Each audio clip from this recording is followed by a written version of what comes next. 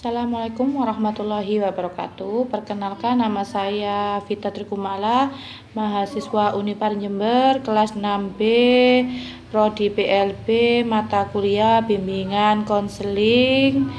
Kali ini dalam materi bimbingan konseling saya akan membahas tentang konseling kelompok dan konseling lintas budaya. Di sini saya akan menjelaskan terlebih dahulu konseling kelompok. Yang pertama adalah definisi, yang kedua adalah tahapan, yang ketiga adalah tujuan, yang keempat adalah kelebihan dan kelemahan konseling kelompok. Yang pertama adalah definisi konseling kelompok. Merupakan suatu proses hubungan interpersonal antara seseorang konselor atau beberapa konselor dengan sekelompok klien atau konseli. Dalam proses tersebut, konselor berupaya membantu menumbuhkan dan meningkatkan kemampuan klien untuk menghadapi dan mengatasi persoalan atau hal-hal yang menjadi kepedulian masing-masing klien melalui pengembangan pemahaman, sikap, keyakinan dan perilaku klien yang tepat dengan cara memanfaatkan suasana kelompok. Konseling kelompok memfokuskan diri pada proses interpersonal dan strategi penyelesaian masalah yang berkaitan dengan pemikiran, perasaan, dan perilaku yang disadari. Metode yang digunakan adalah dukungan dan umpan balik atau feedback interaktif dalam sebuah kerangka berpikir saat itu juga. Proses ini mengandung ciri-ciri terapeutik seperti pengungkapan pikiran dan perasaan secara leluasa, orientasi pada kenyataan, keterbukaan diri mengenai seluruh perasaan mendalam yang dialami, saling percaya, saling perhatian, saling pengertian, dan saling mendukung. Para klien dapat memanfaatkan suasana komunikasi antar pribadi dalam kelompok untuk meningkatkan pemahaman dan penerimaan terhadap nilai-nilai kehidupan dan segala tujuan hidup, serta untuk belajar dan atau menghilangkan suatu sikap dan perilaku tertentu.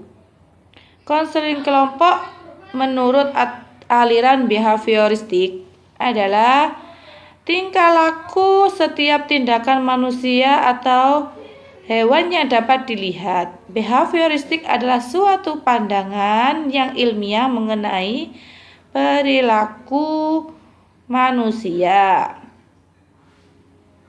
Dari uraian mengenai behavior, dapat diambil kesimpulan bahwa teknik behavioral adalah pendekatan yang dilakukan oleh konselor untuk mengatasi dan mengubah arah tingkah laku seseorang menjadi lebih baik dari yang sebelumnya. Yang kedua adalah tujuan konseling kelompok. Tujuan umum dari pelayanan bimbingan dan bentuk konseling kelompok yaitu yang pertama adalah masing-masing klien mampu menemukan dan memahami dirinya sendiri dengan lebih baik. Yang kedua adalah para klien mengembangkan kemampuan berkomunikasi antara satu individu dengan individu yang lain, sehingga mereka dapat saling memberikan bantuan dalam menyelesaikan masalah atau tugas-tugas perkembangan yang khas pada setiap fase-fase perkembangannya. Yang ketiga adalah para klien mampu mengatur dirinya sendiri dan mengarahkan hidupnya sendiri, dimulai dari hubungan antar pribadi di dalam kelompok dan dilanjutkan dalam kehidupan sehari-hari di luar lingkungan kelompok. Yang keempat adalah para klien menjadi lebih peka terhadap kebutuhan orang lain dan lebih mampu menghayati atau memahami perasaan orang lain. Yang kelima adalah masing-masing klien menetapkan suatu target yang ingin dicapai, yang diwujudkan dalam sikap dan perilaku yang lebih kondusif, yang lebih konstruktif. Yang keenam adalah para klien lebih menyadari dan menghayati makna dari kehidupan manusia sebagai kehidupan bersama, yang mengandung tuntutan menerima orang lain dan harapan akan diterima oleh orang lain. Yang ketujuh adalah masing-masing klien semakin menyadari bahwa hal-hal yang memperhatikan bagi dirinya kerap menimbulkan rasa prihatin dalam hati orang lain. Dengan demikian, klien tidak akan merasa terisolir lagi. Para klien belajar berkomunikasi dengan seluruh anggota kelompok secara terbuka dengan saling menghargai dan saling menaruh perhatian. Tahapan konseling kelompok yaitu pertama, diletakkan dasar bagi pengembangan hubungan antara pribadi, working relationship yang baik, memungkinkan pembicara terbuka dan terarah pada penyelesaian masalah. Hal yang paling pokok adalah pembukaan awal proses konseling kelompok bila kelompok saling bertemu untuk pertama kali. Yang pertama kali adalah hal yang harus diperhatikan adalah satu, bila saling bertemu untuk pertama kali, para konselor disambut oleh konselor. Kemudian dilanjutkan konselor yang memperkenalkan diri dengan menyebutkan nama, umur, taraf pendidikan, lama berpengalaman, serta sedikit menceritakan tentang asal-usulnya. Setelah itu, giliran anggota kelompok lain saling memperkenalkan. Kemudian mereka mendengarkan penjelasan yang diberikan oleh konselor, mengajukan pertanyaan tentang hal-hal yang belum jelas. Lalu konselor memberikan rangkaian penjelasan yang diperlukan. Dilanjut, para konseli mengemukakan gambaran masalah yang mereka alami dengan materi pokok yang menjadi bahan diskusi. Yang kedua adalah bila kelompok bertemu kembali untuk melanjutkan pembicaraan terdahulu, konselor menyambut kedatangan para konseli kemudian mengajak untuk melanjutkan diskusi bersama setelah memberikan ringkasan. Yang kedua adalah penjelasan masalah. Masing-masing konseli mengutarakan masalah yang dihadapi berkaitan dengan materi diskusi sambil mengungkapkan pikiran dan perasaan secara bebas. Selama seseorang konseli mengungkapkan apa yang dipandang perlu dikemukakan, konseling lainnya mendengarkan dengan sungguh-sungguh dan berusaha menghayati ungkapan pikiran dan perasaan temannya. Mereka dapat menanggapi ungkapan teman dan memberikan komentar singkat yang menunjukkan ungkapan itu telah ditangkap dengan tepat. Karena konselor pada akhir pembukaan sudah memberikan kesempatan untuk berbicara menurut seleranya sendiri-sendiri. Diharapkan para konseli akan dapat mengatasi rasa ragu-ragu untuk membuka isi hatinya. Bila mana konseli lain menanggapi ungkapan temannya dengan kata-kata yang kurang memadai, konselor membantu merumuskan dengan lebih tepat. Setelah semua konseli selesai mengungkapkan masalahnya, menurut pandangannya sendiri-sendiri, konselor meringkas apa yang dikatakan oleh konseli dan mengusulkan suatu perumusan masalah yang umum yang mencakup semua ungkapan yang telah dikemukakan oleh para konseli. Yang ketiga adalah penggalian latar belakang masalah. Fase ini merupakan pelengkap dari fase penjelasan masalah karena dari fase kedua masalah-masalah yang diungkapkan para klien belum menyajikan gambaran lengkap mengenai kedudukan masalah dan keseluruhan situasi kehidupan masing-masing klien, sehingga pada fase ini diperlukan lebih detail dan mendalam. Oleh karena itu, masing-masing konseli dalam fase analisis kasus ini menambah ungkapan pikiran dan perasaan sesuai dengan petunjuk yang diberikan oleh konselor. Pada umumnya, beberapa ungkapan yang lebih mendalam dan mendetail itu menciptakan suasana keterkaitan dan kebersamaan, sehingga semakin bersedia untuk mencari penyelesaian bersama atas masalah yang dihadapi bersama. Pada fase terakhir ini, atas petunjuk konselor, Para konseling menunjukkan keadaan diri yang didambakan, yaitu keadaan ideal yang akan ada setelah masalahnya terselesaikan.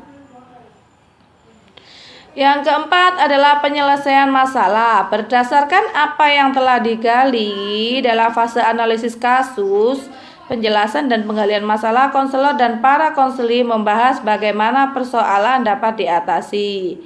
Kelompok konseling selama ini harus ikut berpikir, memandang dan mempertimbangkan, namun peranan konselor ini di institusi pendidikan dan mencari penyelesaian masalah pada umumnya lebih besar. Oleh karena itu, para konseling mendengarkan lebih dahulu penjelasan konselor tentang hal-hal yang ditinjau dan didiskusikan. Misal, kelompok ingin dapat melakukan penyesuaian sosial yang baik. Setelah itu dibahas bersama dengan cara bagaimana tujuan yang ingin dicapai. Pada fase ini konselor harus mengarahkan arus pembicaraan dalam kelompok sesuai dengan pendekatan yang telah ditetapkan. Yang kelima adalah penutup. Bila mana kelompok sudah siap untuk melaksanakan apa yang telah diputuskan bersama, proses konseling dapat diakhiri dan kelompok dibubarkan pada pertemuan terakhir. Bila mana proses konseling belum selesai, pertemuan yang sedang berlanjut ditutup untuk dilanjutkan pada hari lain. Kelebihan dan kelemahan konseling kelompok. Konseling kelompok memiliki kelebihan-kelebihan dalam pelaksanaannya, yaitu pertama, bersifat praktis. Yang kedua, anggota belajar berlatih perilakunya yang terbaru. Yang ketiga adalah kelompok dapat digunakan untuk belajar mengekspresikan perasaan, perhatian, dan pengalaman. Yang keempat adalah anggota belajar keterampilan sosial dan belajar berhubungan antar pribadi secara lebih mendalam. Yang kelima adalah mendapat kesempatan diterima dan menerima di dalam kelompok. Di samping itu ada kelebihan dan kelemahan. Kelemahan konseling kelompok yaitu pertama adalah tidak semua orang cocok dalam kelompok. Yang kedua, perhatian konselor lebih menyebar atau meluas. Yang ketiga, mengalami kesulitan dalam membina kepercayaan. Yang keempat adalah klien mengharapkan terlalu banyak tuntutan dari kelompok. Yang kedua adalah saya akan membahas tentang konseling lintas budaya. Pengertian dan makna dalam konseling lintas budaya atau kebudayaan meliputi tradisi, kebiasaan, dan nilai-nilai, norma, bahasa, keyakinan, dan berpikir yang telah berpola dalam suatu masyarakat dan diwariskan dari generasi ke generasi, serta memberikan identitas pada komunitas pendukungnya. Secara singkat dapat pula diartikan bahwa budaya adalah pandangan hidup sekelompok orang, atau dalam rumusan budaya lebih umum adalah cara kita hidup seperti the way we are yang diekspresikan dalam cara sekelompok orang berpikir, mempersepsikan, menilai, dan bertindak. Kata kelompok orang adalah perlu digarisbawahi untuk menunjukkan bahwa budaya selalu menunjukkan pada ciri-ciri yang melekat pada kelompok, tidak pada seseorang atau individu. Definisi awal tentang lintas budaya cenderung untuk menekankan pada ras, etnisitas, dan sebagainya. Sedangkan para teoretisi muhtakhir cenderung pada untuk mendefinisikan lintas budaya terbatas pada variabel-variabelnya. Adapun yang dimaksud dengan konseling lintas budaya atau cross cultural counseling adalah yang melibatkan konselor dan klien yang berasal dari latar belakang budaya yang berbeda, dan karena itu proses konseling sangat rawan oleh terjadinya bias-bias budaya pada pihak konselor yang mengakibatkan konseling tidak berjalan secara efektif.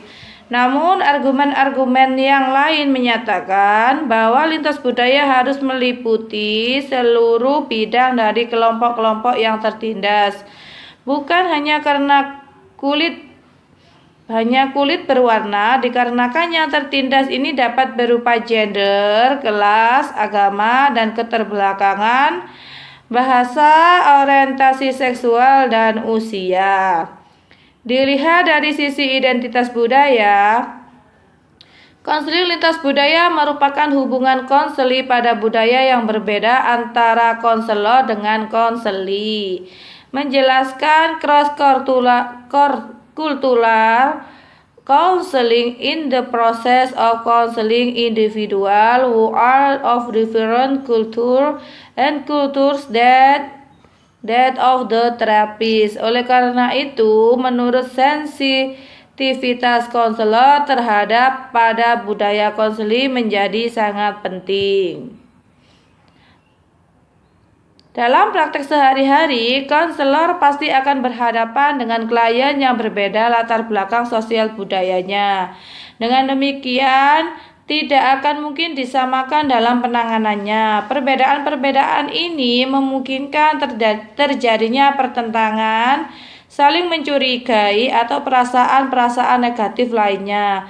Pertentangan saling mencurigai atau perasaannya negatif yang berlainan budaya sifatnya adalah alamiah atau manusiawi, sebab individu akan selalu berusaha untuk bisa mempertahankan atau melestarikan nilai-nilai yang selama ini dipegangnya.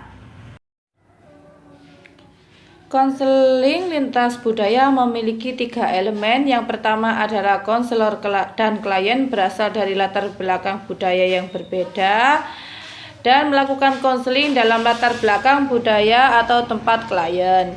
Yang kedua adalah dalam konselor dan klien berasal dari latar belakang budaya yang berbeda dan melakukan konseling dalam latar belakang budaya atau tempat konselor.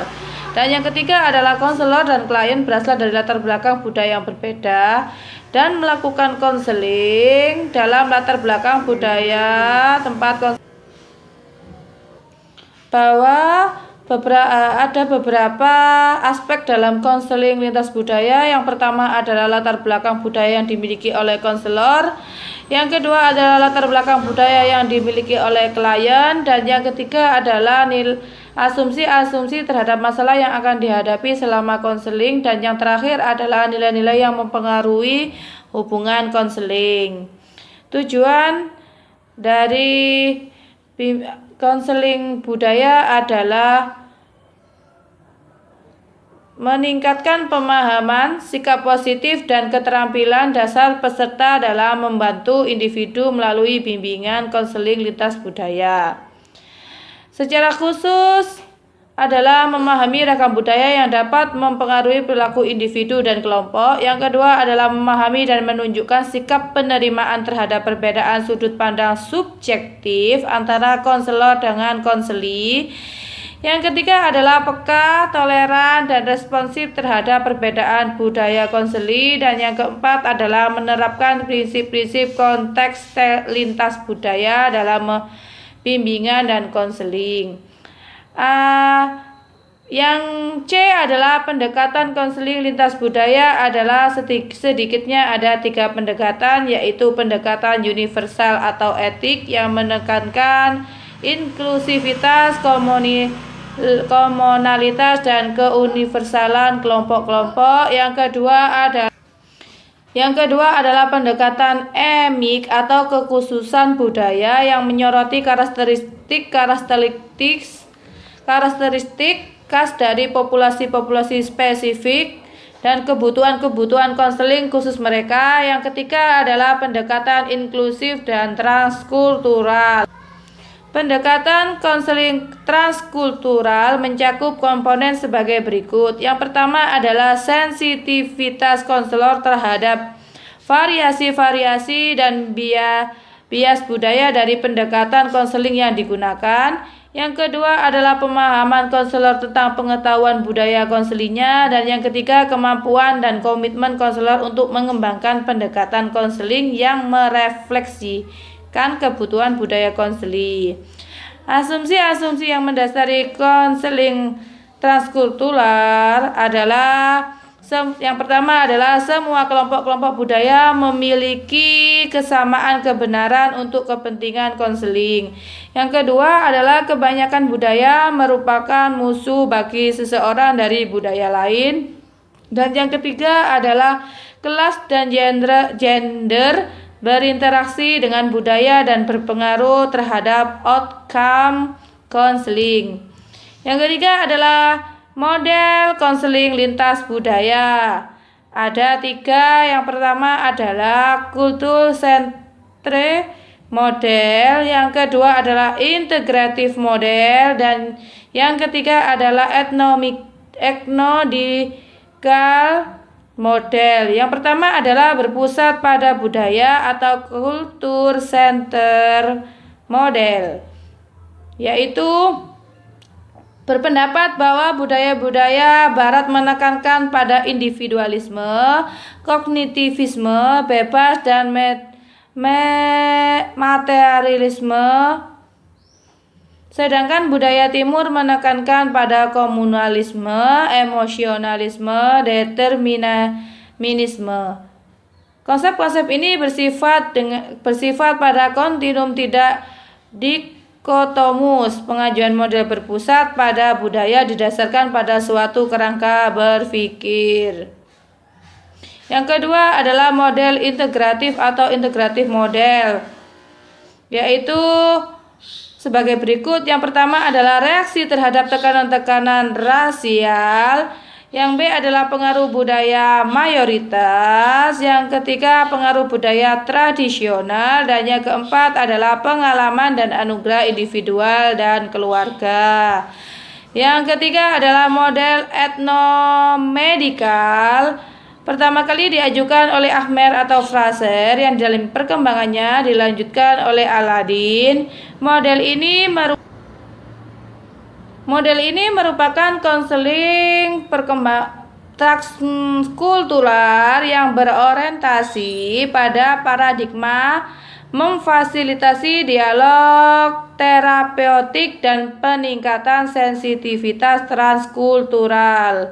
Pada model ini menempatkan individu dalam konsepsi sakit dan budaya dengan 9 model dimensional sebagai kerangka pikirnya.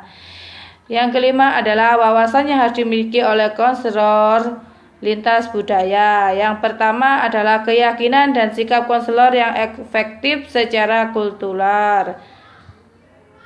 Yang pertama adalah mereka sadar akan sistem nilai, sikap, dan bias yang mereka miliki. Yang B adalah mereka mau menghargai kebinekaan budaya. Yang ketiga adalah mereka percaya bahwa integrasi berbagai sistem nilai dapat memberikan sumbangan balik terhadap pertumbuhan terapis maupun klien. Yang keempat adalah mereka ada kapasitas untuk berbagai pandangan dengan klien lainnya tentang dunia tanpa menilai pandangan itu sendiri secara kritis. Yang terakhir adalah mereka peka terhadap keadaan seperti bias personal dan keadaan identitas etnik. Yang kedua adalah pengetahuan konselor yang efektif secara multikultural, yaitu mereka mengerti tentang dampak konsep penindasan dan rasial pada profesi kesehatan mental dan pada kehidupan pribadi dan kehidupan profesional mereka. B. Mereka sadar akan hambatan institusional yang tidak memberi peluang kepada kelompok minoritas untuk memanfaatkan pelayanan psikologi. Yang C adalah mereka tahu betapa asumsi nilai dari teori utama konseling mungkin berinteraksi dengan nilai dari kelompok budaya yang berbeda. Yang ketiga adalah keterampilan konselor yang efektif secara kultural. A. Mereka mampu menggunakan gaya konseling yang luas yang sesuai dengan sistem nilai kelompok minoritas yang berbeda.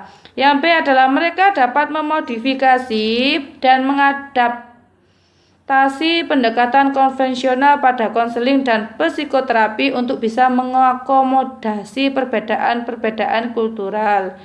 Yang C adalah mereka mampu melakukan intervensi di luar dinas apabila perlu, berasumsi pada peranan sebagai konsultan dan agen pembaruan. Demikian materi tentang konseling kelompok dan konseling lintas budaya yang saya sampaikan. Semoga bermanfaat. Wassalamualaikum warahmatullahi wabarakatuh.